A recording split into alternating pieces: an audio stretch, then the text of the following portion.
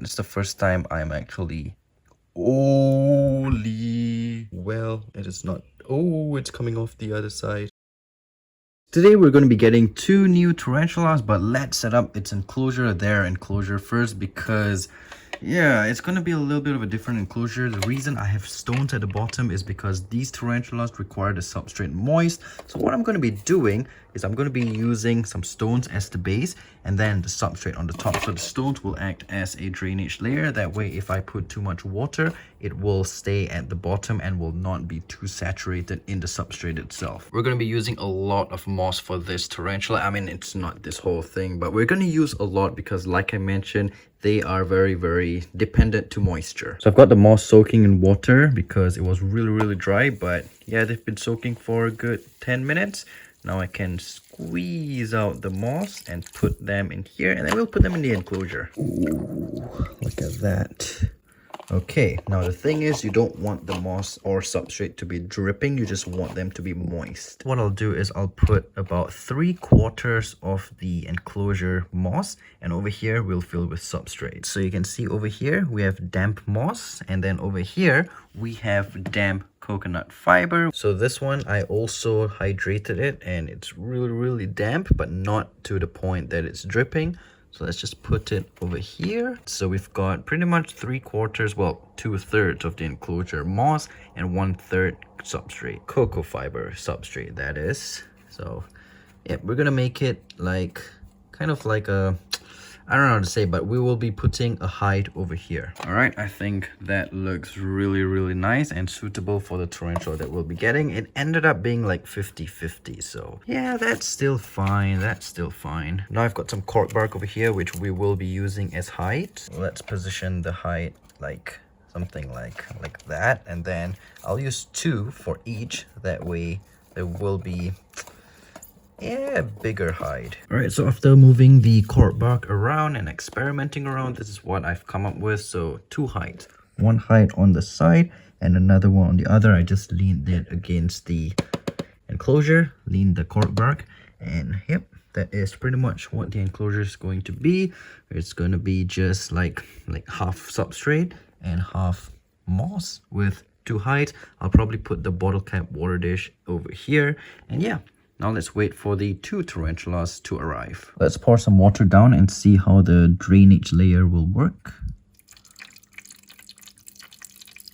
So yep, as you can see, the water stays at the bottom pretty much. That way it'll not like saturate the substrate. I should have done this for all of my enclosures, but oh well, too late for that. Got 2 brand new clean water caps, bottle caps for the water dish. So basically I'll just put it over at the corner over there, and this one at the same place over here. We'll just fill it up, although we don't even have the tarantula yet, but it's okay. So this is going to be the enclosure for the 2 tarantulas that will be coming. Actually, they're not coming now, they're coming like in a few days. Just decided to build the enclosure first. Comment down below what you think the species are going to be, the ones that are going to be in these 2 enclosures.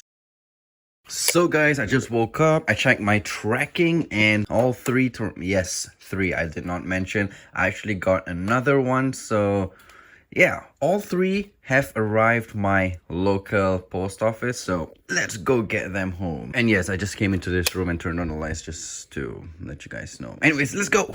I open my engine bay every day, every night. Well, actually I leave it open because, as you can see, the freaking rats, like they come and pee everywhere. It's so annoying, man. Let's go. When you're excited and you know it, clap your hands.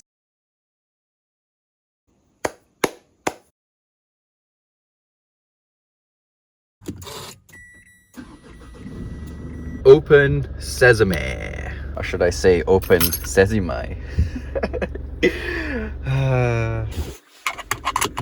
Man, it's been a while since I've brought this car out, so yeah, let's go. It's been raining the whole morning, so that's a good sign. Not too hot for the tarantula, so pretty sure they're doing okay in the box. Just collected the package. Let's go home and unbox these bad girls, or boys. I hope they're girls. Let's go. Back home. Let's go.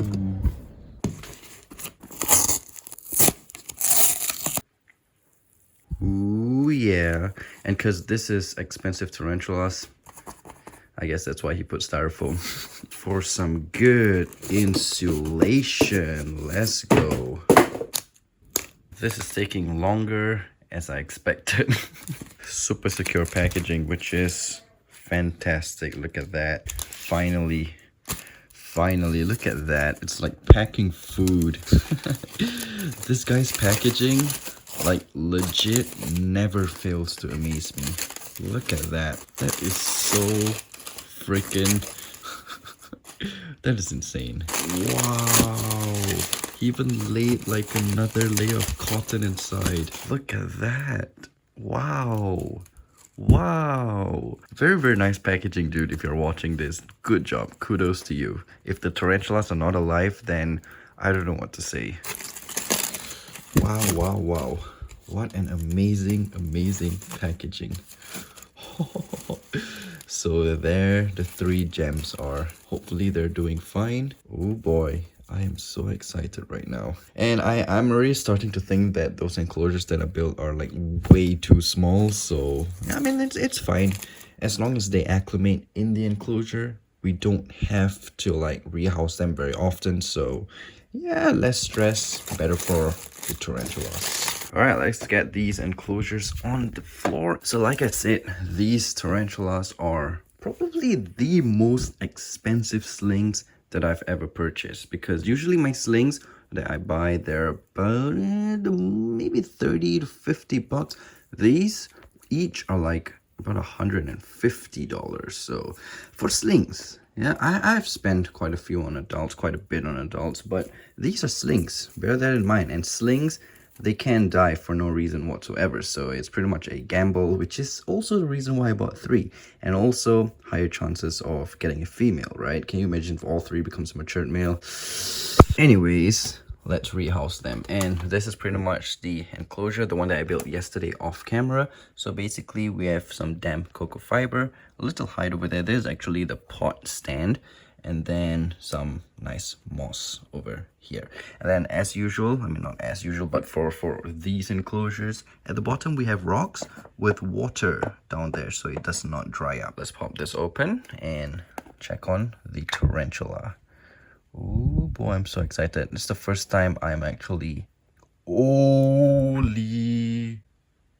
Oh my gosh. So yeah, that is the tarantula. And this one, oh, look at that. This one has a missing leg. So yeah, that is the Theraphosa apophysis or apophysis. I don't know how you want to say it, but this one has only 7 legs, and the bleeding does not seem to be leaking out, so that's a good thing. Man, did you see that? How it came out? Oh my gosh. And yeah, they are bigger than I actually expected. Very, very nice packaging, dude. Really, really good. So yeah, like I said, what am I gonna do? But yeah, like I said, they are very, very... Whoa. Okay. He's not happy. He or she is not happy. Very, very leggy tarantula. How am I even going? How did you even get it in here, man? I don't even know. Oh my gosh. Got it. Oh, can you imagine if I lose this one? There goes like 150 bucks, man. Down the drain. There we go. Oh my gosh. They are super bolty. Freaking, come on. Get in the cup. Get in the cup, man. Get in. There we go. So the common name is the pink foot Goliath, which you can pretty much see over there. Yeah, let's go. Yeah, the perfect height size. That is pretty much the enclosure. These guys, they need and they prefer their enclosures damp. So that is how I'm going to be housing them. And also, it's not going to be damp in a way that the enclosure is like fully, like lots of humidity. There's going to be holes on the top. I'm using these enclosures so it doesn't like end up a sauna in here. It can still evaporate. So let's go. Ooh, already found her hide. That's a good sign. She should acclimate in this enclosure. Sweet. Hopefully that leg will regenerate. Yes, it will in the next 1 or 2 molts, maybe 2 or 3 molts. Let's see. Why is this one with tape and the previous one without tape? Okay, so the next two enclosures, they're actually about the same size, but they're slightly smaller than that one. And since we saw how that one came out just now, I'm going to be opening this in the enclosure because I'm pretty sure they're all pretty, like, cannot wait to come out, pretty eager to come out. So, yep. Let's see. Ooh, you see, they're quite eager to come out already. So yeah, I'll just put you. Ooh, ooh, you can see the pink foot. There we go. Look at that. They're doing well. They're doing super well. Come on, get out, get out. There we go. See, don't even have to prod them out or anything. They're just all. There we go. Look at that. The Theraphosa apophysis pinkfoot Goliath bird eater. And as a matter of fact, the Goliath bird eaters that you guys usually see, those are probably the blondies and the sturmies. This is the bird eater that actually technically is the biggest. Now the blondie is the heaviest. This is the biggest. The blondie, they get about 12 inches and they are the heaviest. They have a really big abdomen. These guys, not too heavy, but they get 13 inches. So pretty impressive. All right, so now let's get the final one out. Wow, this one doesn't have tape as well. That's fine, that's fine. Let's get this opened and we can be happy people. And no freaking way, I thought that the tea was like in on the lid. All right, this one seems to be, I don't know, man. This one doesn't want to come out. So how am I going to film me trying to get that guy out with one hand? I'll just stack these two, put my phone over here like this, and hopefully you guys will be able to see what I am actually doing, because for this I'm going to be needing two hands. Even two hands, it's so difficult. Oh my gosh, you see, maybe I'll use my hand, my fingers, way better than tongs. Yep, it is doing well. It is not, oh, it's coming off the other side. It's coming out the other side. Okay, hello buddy. Hello. Hello, now I can switch back to one hand. Ooh, look at that. Look at that. So yeah, I'm so happy they're all doing fine. Theraphosa, apophysis, apophysis, I don't know. But I mean, even the what you call that, I contacted the guy about the 7-legged one, and he's like, they're eating all fine, so it's fine. It's all good. Man, what a rehousing video. Now I gotta clean up the mess. So yeah guys, I hope you enjoyed this video. Leave it a thumbs up if you did. If you don't like it, you're free to thumbs down. I mean, there's the button there anyway, right? I'll see you in the next video. Take care, stay safe, and have a good one. Peace.